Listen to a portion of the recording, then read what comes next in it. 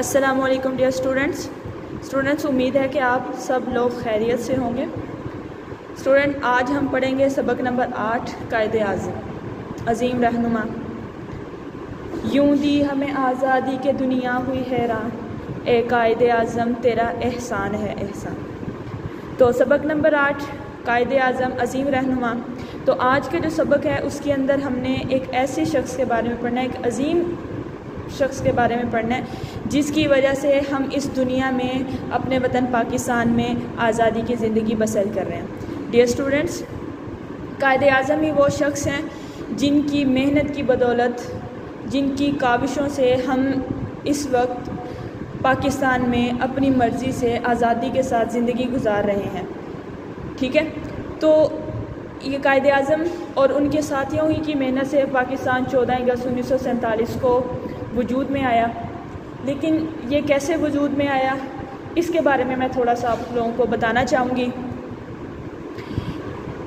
Dear students, Pakistan की आज़ादी से पहले पाकिस्तान और इंडिया एक ही मुल्क था। तमाम मुसलमान और हिंदू मिलजुल कर रहते थे। ठीक, लेकिन जो हिंदू थे वो मुसलमानों के साथ अच्छा सलूक नहीं करते थे, यानी मुसलमानों की न जान महफूज थी और ना उनका माल महफूज था। तो कायदे आज़म अल्लामा मोहम्मद इकबाल और कायदे आज़म इन्होंने जब मुसलमानों की ये हालत देखी तो इन्होंने ये सोचा कि एक ऐसी जगह, एक ऐसा मुल्क होना चाहिए यहाँ मुसलमान आज़ादी की ज़िंदगी बसर करें। फिर इन्होंने एक तहरीक चलाई और मेहनत की, बहुत ज़्यादा कोशिश की एक मुल्क के लिए, मुसलमानों के लिए, जहाँ मुसलमान अपनी मर्ज़ी से आज़ादी की ज़िंदगी गुजार सकें। पाकिस्तान हासिल करने के लिए बहुत सारी जानों का नजराना पेश किया गया। लाखों मुसलमान अपनी जान से हाथ धो बैठे, खून की नदियां बहाई गईं, फिर कहीं जाकर ये हमारा प्यारा पाकिस्तान वजूद में आया। तो 14 अगस्त हम आप इंडिपेंडेंस डे, पाकिस्तान की आज़ादी का दिन। तो अब कायदे आज़म मोहम्मद अली जिन्ना ने जिस तरह अपनी मेहनत और कोशिशों से और उनके साथियों की मेहनत से हमारे पास पाकिस्तान तो हमें मिल गया। ठीक है, तो अब हमारे ऊपर ये पाबंदी है, हम पर ये अब ज़रूरी बात हो जाती है, हमारे लिए ये बात अब ज़रूरी है कि अब हम पाकिस्तान की बहुत ज़्यादा कदर करें, खूब मेहनत करें और पाकिस्तान के लिए बहुत ज़्यादा काम करें, इसकी तरक्की के लिए। ठीक है, तो अब मैं आपके साथ रीडिंग करूँगी, आपने तवज्जो से इसको सुनना है। और कुछ वर्ड अंडरलाइन किए हुए हैं, ये आपने इमला के लिए तैयार करने हैं। ये ऐसे इनको अच्छे तरीके से करना है। ठीक है, बाकी तो अगर ये आपके अच्छे तरीके से हो गए तो बाकी जो छोटे छोटे वर्ड हैं वो आप खुद ब खुद इसको कर लोगे, ईजी हैं बाकी। ठीक है, तो सबक नंबर 8 कायदे आज़म। कायदे आज़म मुसलमानों के अजीम रहनुमा थे। अजीम कहते बड़े को, रहनुमा रहबर, लीडर।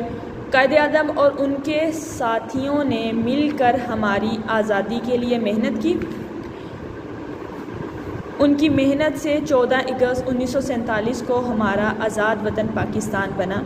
कायदे आज़म चाहते थे कि हम अपने वतन में रहने वाले सब लोगों का एहतराम करें और सब मिलकर पाकिस्तान के लिए काम करें। जैसा कि अभी मैंने आपको इस बारे में बताया कि पाकिस्तान तो अब हमने हासिल कर लिया है। ठीक है, लेकिन अब हमने पाकिस्तान की तरक्की के लिए भी काम करना, और वो इसी सूरत पर होगा कि जब हम सब मिलजुल कर रहेंगे और मिलजुल कर काम करेंगे तो ही हम पाकिस्तान के लिए काम कर सकेंगे। अदरवाइज़ अगर हम बिल्कुल भी मिलजुल कर काम नहीं करेंगे, नफ़रतें और अपने अंदर लेकर आएंगे, कदूरतें वगैरह पालेंगे, तो फिर ये तरक्की, हम कभी भी पाकिस्तान की तरक्की में कभी भी अच्छा काम नहीं कर सकते। मतलब पाकिस्तान को हमारे इस तरह के रवैये की वजह से कभी भी तरक्की नहीं होगी।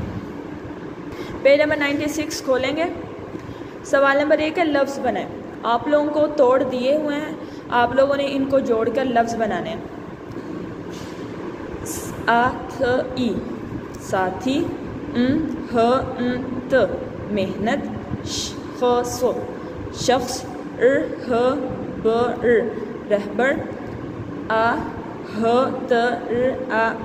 एहतराम। ठीक है, आपने काम नीट एंड क्लीन करना है। अब इसके बाद हम करेंगे सवाल जवाब। डियर स्टूडेंट, ये क्वेश्चन आंसर्स हैं, चेक करके आप लोगों ने ये क्वेश्चन आंसर्स अपनी बुक पर भी करने हैं और अपनी नीट उर्दू की नोटबुक पर भी करने हैं। तो सबसे पहले आपने डेट राइट करनी है 27 जुलाई 2020, सेंटर में जमात का काम, और फिर डे लिखेंगे सोमवार। उन्वान राइट करेंगे सवाल जवाब। बुक पर तो उन्वान राइट नहीं करेंगे क्योंकि बुक पर क्वेश्चन ऑलरेडी राइट किए हुए हैं, आपने उसमें जस्ट आंसर राइट करना है, जबकि नोटबुक पर जब आप इसको करोगे तो उन्वान ज़रूर राइट करोगे, ठीक है। फिर उसके बाद है सवाल नंबर 1, पाकिस्तान कब आज़ाद हुआ? जवाब है पाकिस्तान 14 अगस्त 1947 को आज़ाद हुआ। तो आगे सवाल नंबर 2, कायदे आज़म चाहते थे कि हम किसका एहतराम करें? तो इसका जवाब है हम अपने वतन में रहने वाले सब लोगों का एहतराम करें। ये वो बात है जो कायदे आज़म हमसे चाहते थे कि हम ये काम करें पाकिस्तान की आज़ादी के बाद। सवाल नंबर 3 है, कायदे आज़म और उनके साथियों की मेहनत से क्या हुआ? तो इसका जवाब है कायदे आज़म और उनके साथियों की मेहनत से पाकिस्तान आज़ाद हुआ था, जैसा कि अभी हम सबक में इस बारे में बात कर चुके हैं, ठीक है। तो डियर स्टूडेंट्स, दोबारा से मैं बता रही हूँ, ये काम आपने अपनी बुक पर भी करना है और नोटबुक पर भी करना है। काम आपका बहुत ज़्यादा नीट एंड क्लीन होना चाहिए, ठीक है। और कोशिश करें कि जिस तरह मैंने लिखा हुआ है इसी तरह लिखें। जब तक आप टीचर को फॉलो नहीं करेंगे तब तक आपकी राइटिंग में इम्प्रूवमेंट नहीं होगी। Dear student, page number 96, question answers. जवाब दें, पाकिस्तान कब आज़ाद हुआ, जिसको हम ऑलरेडी अभी डिस्कस कर चुके हैं। पाकिस्तान 14 अगस्त 1947 को आज़ाद हुआ। कायदे आज़म चाहते थे कि हम किसका एहतराम करें? हम अपने वतन में रहने वाले सब लोगों का एहतराम करें। कायदे आज़म और उनके साथियों की मेहनत से क्या हुआ था? कायदे आज़म और उनके साथियों की मेहनत से पाकिस्तान आज़ाद हुआ था। डियर स्टूडेंट, अब मैं आपको बताना चाहती हूँ कि अब आप अपनी नोटबुक का पेज कैसे रेडी करेंगे, ठीक है। डियर स्टूडेंट, सबसे पहले तो आपने डेट राइट करनी है, फिर जमात का काम, फिर आपने डे राइट करना है।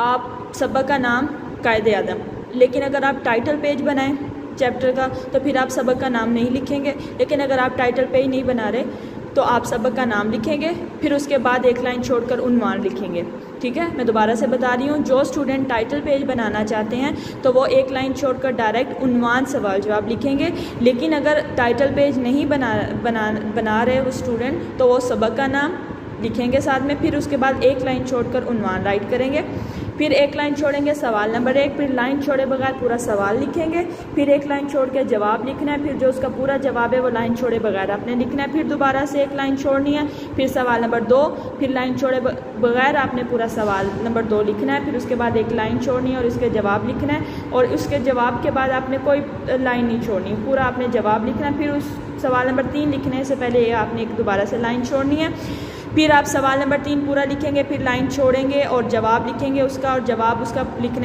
जवाब लिखने के बाद आपने लाइन नहीं छोड़नी, और इस तरह आपने रेडी करना है अपने नोटबुक के पेज को, ठीक है। और आपने इसी के अकॉर्डिंग आपने काम करना है। सवाल नंबर 1 के बाद लाइन नहीं छोड़नी, ठीक है। अगर इस तरह लाइन छोड़ेंगे तो एक तो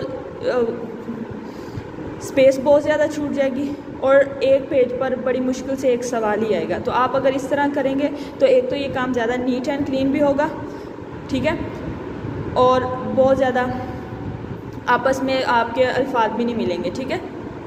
अब मैं आप लोगों को पूरे हफ्ते की डायरी बताती हूँ। डियर स्टूडेंट, थर्सडे को हमारा टेस्ट होता है, तो इस वजह से जो हमारा काम शुरू होता है वो जुमे को होता है। तो जुमे को हमने सबक नंबर 8 कायदे आज़म की बुलंद ख़ानी करनी है।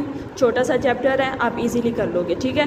फिर हफ्ता को आपने इमला तैयार करनी है। अंडरलाइन वर्ड आप लोगों ने देख लिए हैं, जब हम रीडिंग कर रहे थे तब हम इसको डिस्कस कर चुके हैं, ठीक है।